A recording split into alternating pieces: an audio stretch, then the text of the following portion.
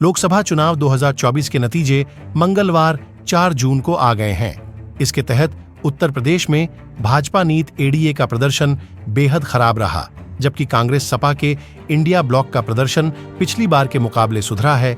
इसमें सपा ने सबसे ज्यादा 37 सीटों पर जीत दर्ज की, जबकि कांग्रेस ने भी 6 सीटें जीती हैं। भाजपा और एनडीए के खाते में 36 सीटें आई हैं, जबकि 1 सीट आजाद समाज पार्टी के खाते में गई है।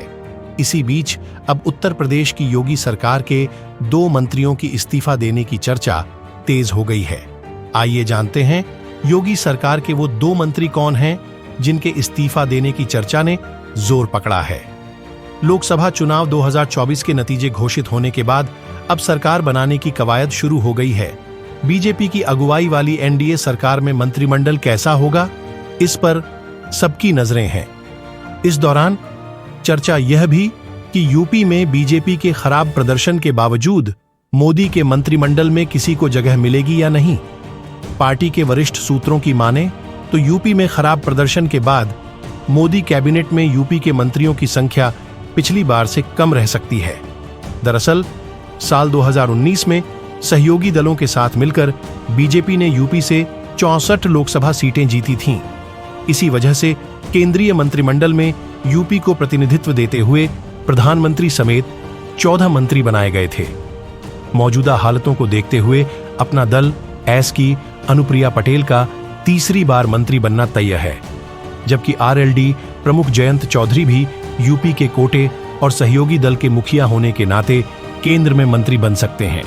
इसके अलावा एनडीए का कोई अन्य सहयोगी ओपी राजभर, संजय निषाद एक भी सीट नहीं जीत सका है। इसलिए बीजेपी को अपने कोटे से उन्हें मंत्री पद देना पड़ सकता है। वहीं जातीय समीकरण बनाने के लिए पुराने मंत्रियों, चुनाव हारने वाले की जगह उनकी ही जाति के नए चेहरों को जगह दी जा सकती है। मोदी सरकार के दूसरे कार्यकाल यानी साल 2019 में महेंद्रनाथ पांडे, अजय मिश्रा टेनी ब्राह्मण चेहरा थे। इस बार ये दोनों नेता चुनाव हार गए हैं। ऐसे में उनकी जगह कम से कम एक ब्राह्मण मंत्री यूपी से जरूर रखा जाएगा। ऐसे में संभावना जताई जा रही है कि योगी सरकार में मंत्री जितिन प्रसाद को केंद्र में मंत्री बनाया जा सकता है। पीलीभीत से चुनाव जीता है। अगर ऐसा होता है तो लखीमपुर खीरी जिले की धौरहरा विधानसभा सीट पर दोबारा उपचुनाव कराया जाएगा।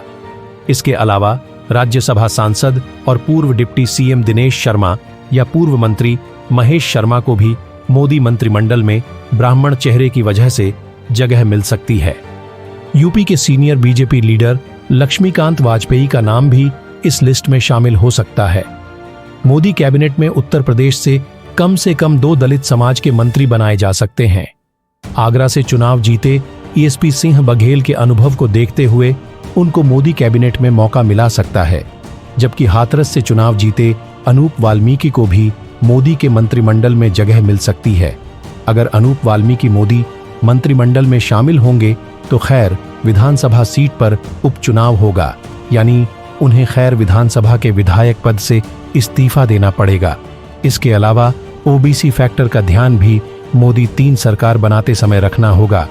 लिहाजा बुलंदशहर से चुनाव जीते भोला सिंह, महाराजगंज से चुनाव जीते पंकज चौधरी और बरेली से चुनाव जीते छत्रपाल गंगवार में से किसी को मंत्री बनाया जा सकता है। पिछली सरकार में महिला मंत्रियों में स्मृति ईरानी, साध्वी निरंजन ज्योति और अपना दल की अनुप्रिया पटेल थीं, लेकिन इस बार सिर्फ 2 महिलाएं यूपी से चुनकर संसद पहुंची हैं, अनुप्रिया पटेल और हेमा मालिनी। इसलिए अनुप्रिया पटेल का मंत्री बनना तय माना जा रहा है, जबकि शाहजहांपुर से चुनाव जीतकर आए अरुण सागर को भी युवा चेहरे के तौर पर मोदी कैबिनेट में जगह मिल सकती है।